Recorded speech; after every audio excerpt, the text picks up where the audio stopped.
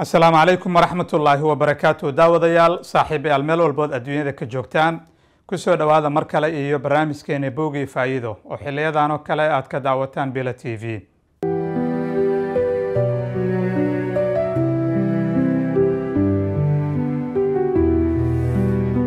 inta badan waxaan isku daynaa inaan idin soo koobno buugaagta markaas aan isleenahay daawadayaashiina way ka heli doonaan faa'iido ayayna u kordhin doonaan buugga maanta aan idin wada magaciisa waxaa la yiraahdaa awoodda caadada sidee caadada xun aan u bedeli karnaa waa su'aal qof walba inuu iska bedelo uu jeclaan lahaa laakiin habkaan u bedelayno buuggaani ayaa noo soo koobi doona waxaan rajaynayaa inaad nala joogi doonto ilaa dhammaadka fikradda guud ee buugga wuxuu ahaa buugga ugu iibsiga badan muddo 60 isbuuc ah oo isku xiga ayuu haystay ciwaanada sare ee jaraa'idka ugu caansan dunida sida New York Times, Washington Post, American Today, Financial Times iyo kuwa kale oo dunida caanka ah.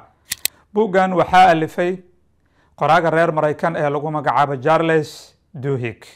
waxa uu ahaa wariye ka shaqeeya qaybta barnaamijyada ee jariidada lagu magacaabo New York Times.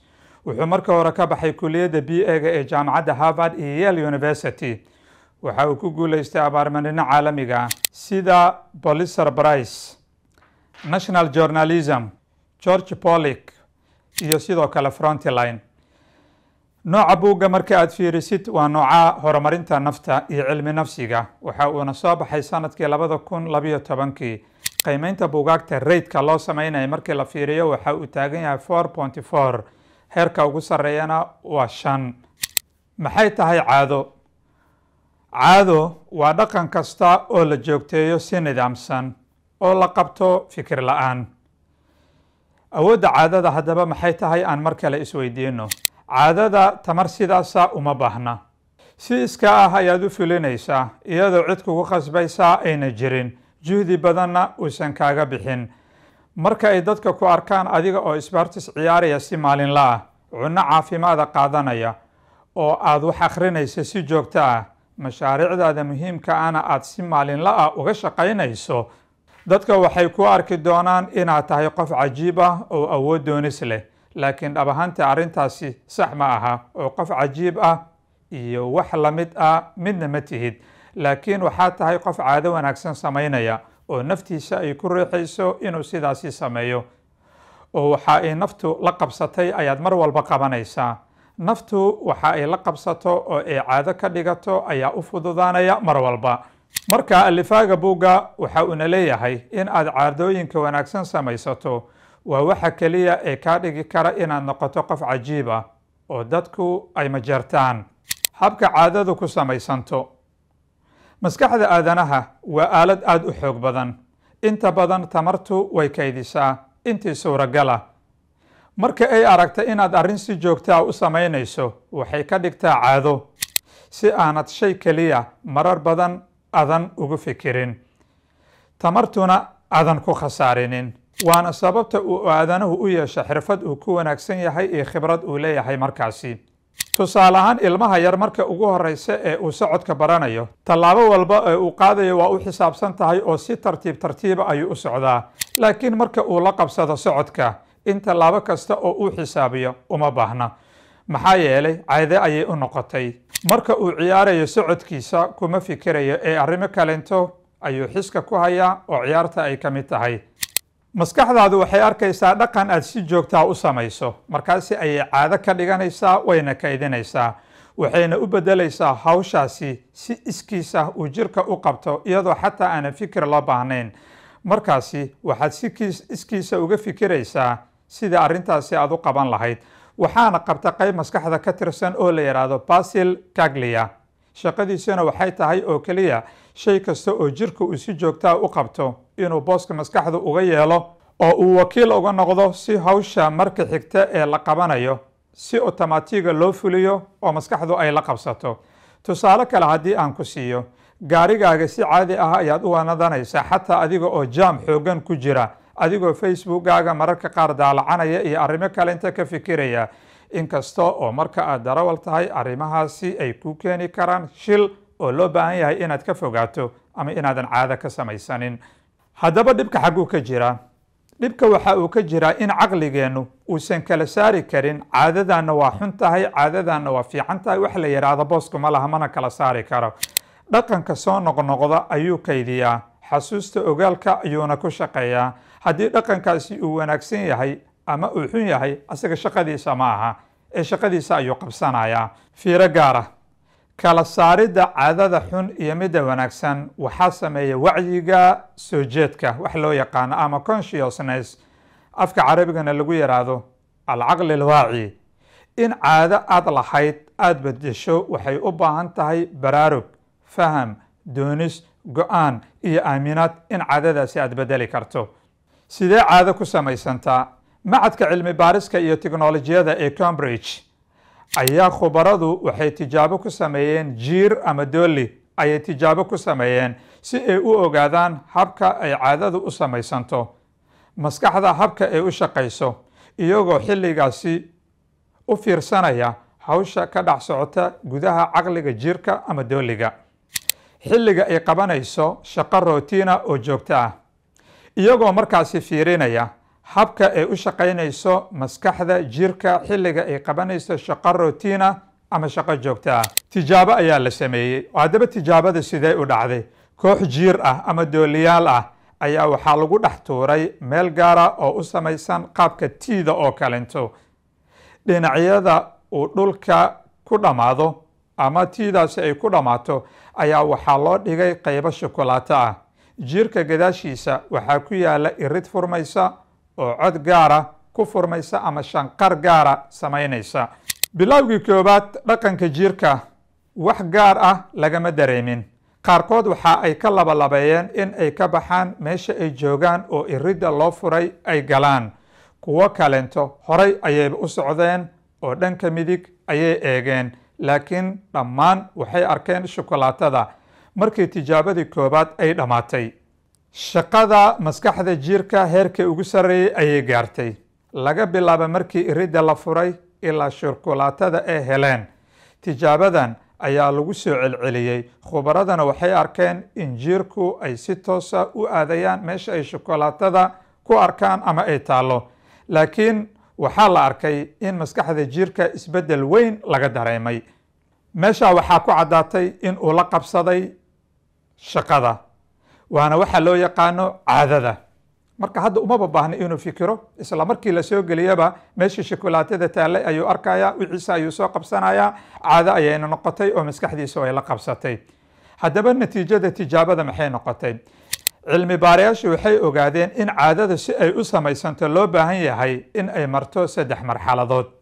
marxaladda koobaad waxaa loo yaqaanaa cue ama trigger fariin iyo baraarujin marka hore kugu dhiirigelinaysa inaad caadada yeelato lambar 2 waxaa loo yaqaanaa routine ama joogtayn af Soomaaliga nambarka 3 waa reward waana waxa af Soomaaliga lagu yiraahdo abaalmarin 3 qodob waxay u bixiyeen the habit loop ama wareega caadada tusaale qof ayaa waxa uu caado u noqotay in uu unhealthy snacks ama cunooyinka khafiifka ah ee aan caafimaadka u fiicnayn xilliga uu TV-ga daawanayo uu cuno caadadaasi waxaa loo yaqaanaa tilmaan markii uu fariisto shaashada horteeda ayuu waxa uu soo xasuusanayaa wixii uu cuni jiray waxa uu marayaa habkii routiina waa hab dhaqanka uu qofkaasi samaynayo waxa uuna soo iibsanayaa sandwich aan caafimaadka u wanaagsanayn ama cuno xilliga uu TV-ga hor fadhiyo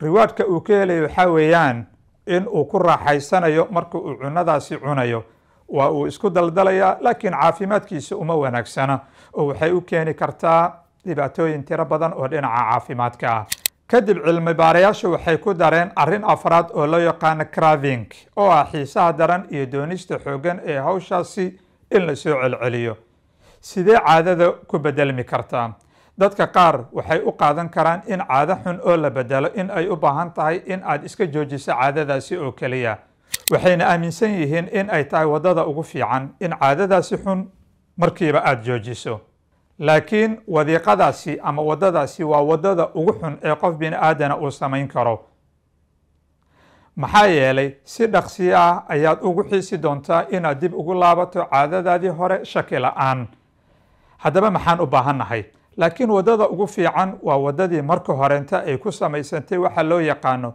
habit of loop oo dib aad u raacdo. tusaale yar haddii aan ku siiyo factoriska abaalmarinta waa inaad sidooda u dhaafto laakiin waxaad beddelaysaa rootiinkii oo keliya. tusaale yar haddii aan ku siiyo micnaheedu waxay ka dhigan tahay sandwichka nukhadii aad ka heli jirtay ama raaxadii aad ka heli jirtay waa inaad beddeshaa. laakiin haddii aad tidhaahdo sandwichka oo keliya ayaan joojinayaa marka aan tv-ga daawanayo, micnaheeda waxay ka dhignaan doontaa markaad tv-ga hor imaato waxaad u baahan doontaa waxaad cunto. waxaad ku bedeli jirtay haddii aadan helin meeshaadii hore ayaad u laabanaysaa, marka ma bedeli kartid. tusaalahani micnaheedu waxay ka dhigan tahay ruuxaasi waxa uu go'aansaday inuu iska joojiyo caadadii cunooyinka fudud ee aan caafimaadka lahayn markii uu tv-ga daawanayo. kuma gowlaysan karo inuu caadadaasi bedelo, laakiin ficilkii bedelitaanka ee joogtoonta ayuu bedeli karaa. oo waa sidee? ila daawo. xalka halkan ayuu ku jiraa in tilmaantu ay sideedii ahaato xilliga uu tv-ga daawanayo, laakiin uu bedelo rootiinkii. tusaale ahaan inuu keensado khudaar uu ku faakahaysto oo uu ku bedelo cunooyinkii fududaa ee aan caafimaadka lahayn ama aan u fiicnayn. riwaadkii sidiisii ayuu uga helayaa. qofkii wakhtigiisa waxa uu ku raaxaysanayaa daawashada tv-gii sidii hore, isla markaasna isagoo cunaya khudaar sida liin macaanta, liinta kalento ama babaay ama wax la yidhahda mango ama waxa la yidhahda canab. waxyaabo saas oo kalenta ayuu isku dardarsanayaa. waxa uu ka helayaa isla abaalmarintii ama ku raaxaysigii uu ka heli jiray sandwichki oo kale. markaasi waa fududaanaysaa in caadadii hore ee sandwichka uu jaro. caddayn: dad badan oo sigaarka cabo kuma guulaysan karaan in ay iska gooyaan caadadaas xun oo sigaarka ah. oo in aad sigaar kala jebiso oo aad tuurto keliya kuma guulaysan kartid, laakiin waa inaad ku beddeshaa isla nukhadii ama fofreydkii wixii aad ka heli jirtay sigaarka wax ka duwan waa inaad raadisaa. tusaale ahaan dadka qaar waxa ay sameeyaan in ay isticmaalaan ninac kulayl oo kale oo ay jeebka ku ritaan, oo mar walba oo ay soo xasuustaan in ay xabad sigaar shitaan waxay samaynayaan ninac kulaylka ayay la soo baxayaan. waxa uu siinayaa raaxo la mid ah ama u dhow midii ay ka heli jireen sigaarka. sidaasi ayayna ugu guulaysanayaan in ay sigaarka joojiyaan. laakiin haddii aad tidhaahdo sigaarka waa joojinaya, waa kala goynaya, markii aan arko kabacdina waa tuurayaa, marka aad sigaar soo xasuusata maxaa samaynaya marka? isla riwaadkii aad ka heli jirtay ama raaxadii sigaarka aad ka heli jirtay wax u dhigma ayaad u baahan tahay. sidaa daraaddeed waxaad u baahan tahay inaad isticmaasho tusaale ahaan ninac kulayl ama wax kalento oo markaasi u dhow isla dareenkii uu ku siinayey markaad sigaarka cabayso inaad hesho. tallaabooyinka la qaado marka caadada la bedelayo: 1. marka ugu horeyso xadee waxa aad rabto inaad beddesho ee rootiinka kuu ahaa caadada aad doonayso inaad beddesho. 2. riwaadka aad hesho waa noocee? waxa aad ka hesho caadadaasi wax lamida waa inaad raadisaa.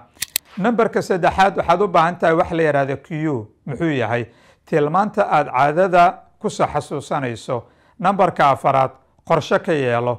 jeebkaaga ku wada qorshahaasi. marka aad caadada soo xasuusato ama xiisaheeda uu kugu soo dhaco isweydii su-aalahani: 1. hadda xaggee joogtaa? 2. falcelinteedu maxay tahay? 3. maxaa agtayda yaalla oo agagaarahayga ka dhow? 4. wakhtiga hadda waa imisa? 5. ficilka aad horey u samayn jirtay muxuu ahaa? haddaba waxaan isla soo gaarnay xigmadda buugga. farqiga u dhexeeya cidda guulaysatay iyo kuwa fashilmay waa inay caadooyinka ku kala duwan yihiin. sidaasi waxaa yidhi Og Mandino oo ah nin qoraa ah oo aad loo yaqaano. nolosheenna dhammaanteed waa caado aruursan. sidaasna waxaa la yidhi ninka la yidhaahdo William James. haddii aadan caado xun iska dhaafi karin, caadooyinka wanaagsan aadan kasban karin, ogow inaad tahay qof caajisa oo nolosha ka dhacay. runtuna waa intaas. waxaan isleeyahay buuggaani wax badan ayaad ka faa'iidi doontaa, gaar ahaan sidii aad u bedeli lahayd caado xun oo aad leedahay. waxa uuna ku tilmaamay 3 tallaabo oo aad ku bedeli karto. midda ugu muhiimsanna waa midda riwaadka ha iloobin, taas waa abaalmarinta. oo wixii aad caadadaasi ka heli jirtay waxa aad ku bedeli karto waa inaad mar walba ka fikirta, haddii kale ma joojin kartid caadadii hore. waxaan rajaynayaa in buuggan oo dhammaystiran aad raadin doontaan. ima harin oo keliya waqti, waxaa ii haray inaan u mahad celiyo Khadar Xuseen oo ah soo saaraha barnaamijka. dhinaca editinka iyo muuqaalkaani quruxda badanna waa Cabdifataax Shiine. waa anigoo Khaalid Macallin oo idinkaga tagay sidaas iyo nabadgelyo. Assalaamu calaykum waraxmatullaahi wabarakaatuh. moobilkaaga ka daawo ciyaaro iyo filimaan adigoo adeegsanaya abka Daawo TV. fadlan la xiriir lambarka WhatsApp-ka ee shaashada kaaga muuqda.